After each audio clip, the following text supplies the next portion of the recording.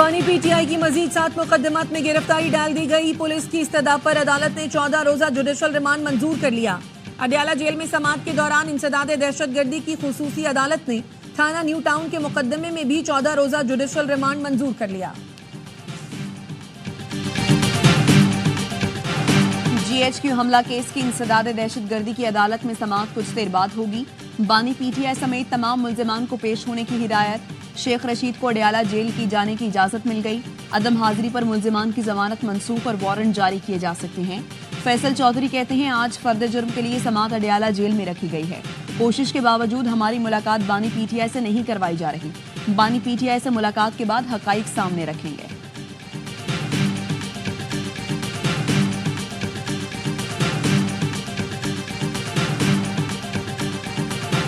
इमरान खान के साथ बार बार राबिते हुए, एक बात पर मामला अटकी हुई है। इमरान खान से डिमांड ये किया जा रहा है कि आप 9 मई पर पूरी कौम से माफ़ी मांगे। उनका मौक़िफ़ ये है, जो मेरी मालूमात है, कि 9 मई मैंने किया ही नहीं। शवाहद सामने लेके आए, फिर बात करेंगे। बाहर जाने के लिए इमरान खान तैयार नहीं है, जो मेरी मालूमात है। बानी पीटीआई से पसे पर्दा मामला चल रहे हैं। मामला 9 मई पर अटका हुआ है। वो कहते हैं 9 मई मैंने किया ही नहीं तो माफी कैसी। रहनुमा JUI हाफिज अब्दुल्ला कहते हैं, बानी पीटीआई मुल्क से बाहर जाने के लिए भी तैयार नहीं।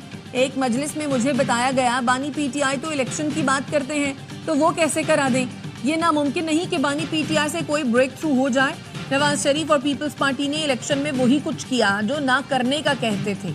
हुकूमत ने मुद्दत पूरी की तो ये मुल्क के लिए तबाही का सामान होगा। JUI किसी सूरत भी फौजी अदालतों के हक में नहीं है।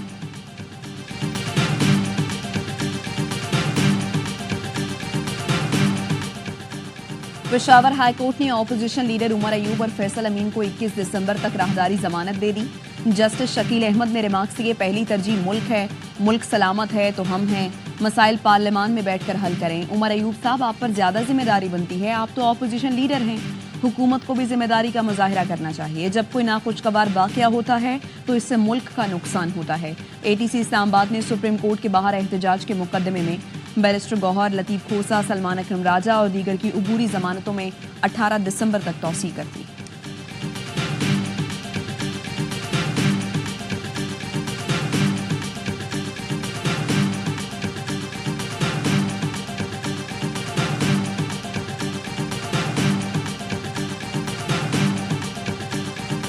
तहरीक इंसाफ कोई अस्करी जमात नहीं। बानी पीटीआई की रिहाई तक पुरम जिद्दोजहद जारी रहेगी। ऑपोजिशन लीडर उमर अयूब कहते हैं, मेरी गाड़ी में मौजूद पैसे रख लो, लेकिन बटवा, ATM कार्ड और गाड़ी तो वापस कर दो।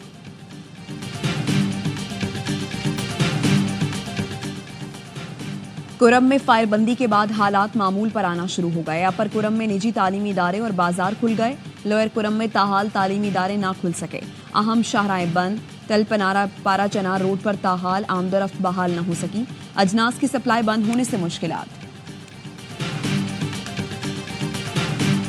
सुप्रीम कोर्ट के आईनी बेंच ने जेलों में कैदियों से यकसा सहूलतों की दरखास्त नाकाबिल समाअत करार देकर खारिज कर दी।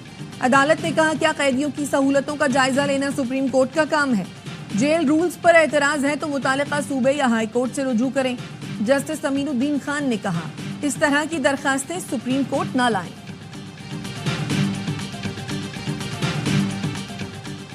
जस्टिस अमीनुद्दीन खान और जस्टिस जमाल मंदुखेल की केस सुनने से माजरत। चीफ जस्टिस आलिया नीलम की तैनाती के खिलाफ समाअत करने वाला आईनी बेंच टूट गया। केस दूसरे आईनी बेंच में लगाने का हुक्म। जस्टिस अमीनुद्दीन खान ने कहा, मैं chief justice Lahore high court तैनाती के लिए जुडिशल कमीशन का मेंबर था। जस्टिस मंदुखेल ने कहा, हम दोनों जुडिशल कमीशन के मेंबर हैं। कमीशन के 2 रुकन ये केस नहीं सुन सकते।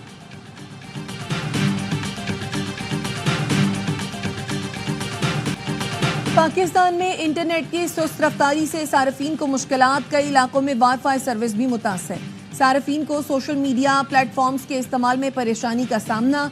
ऑनलाइन कारोबार, ऑनलाइन क्लासेस और सफर के लिए राइड्स बुक करने में भी मुश्किलात पेश आ रही हैं।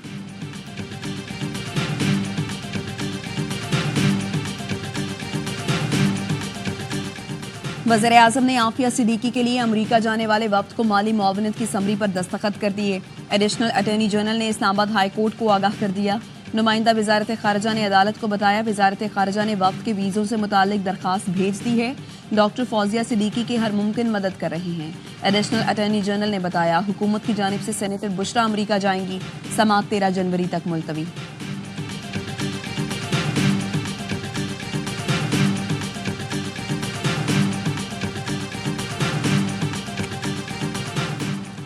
وزیراعظم شہباز شریف کی زیر صدارت وفاقی کابینہ کا اجلاس آج شام 4 بجے ہوگا. ٹیکس کے حصول کے لیے اقدامات پر بریفنگ دی جائے گی. پاکستان نیشنل شپنگ کارپوریشن کو اسٹریٹجک ریاستی ادارہ قرار دیا جائے گا.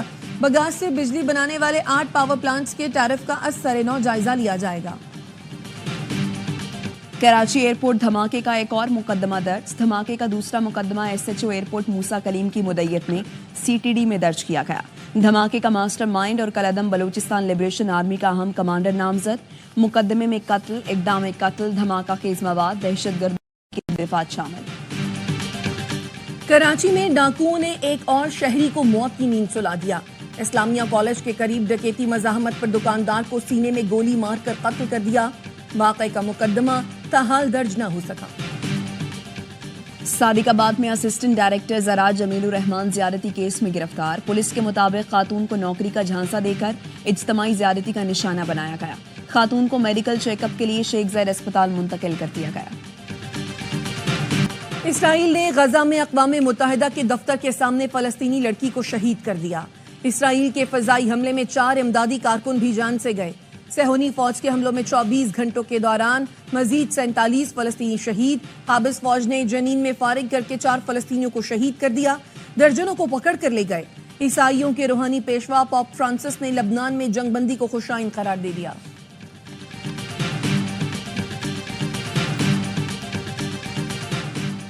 نومنتخب امریکی صدر ڈونلڈ ٹرمپ نے لبنانی نیاد امریکی تاجر اور سمدھی مسعد بولس کو مشرق وسطیٰ کے لیے سینئر مشیر نامزد کر دیا. مسعد بولس ٹرمپ کی انتخابی مہم کے دوران متعدد عرب، امریکی اور مسلم رہنماؤں سے ملاقاتیں کرتے رہے. مسعد بولس حزب اللہ کے صدارتی امیدوار سلیمان فرنجیہ کے دوست ہیں. ہائیبرڈ نہیں پارٹنرشپ فارمولا. چیمپئنز ٹرافی پر ڈیڈ لاک ختم ہونے کے قریب. وینیو پر ڈیڈ لاک ختم کرنے کے لیے نیا فارمولا زیر غور. ذرائع کے مطابق چیمپئنز ٹرافی کے شیڈیول اور وینیوز کا فیصلہ 1-2 روز میں متوقع. پاکستان نے ICC میں نیا پلان پیش کر دیا جو 3 سال کے لیے ہوگا.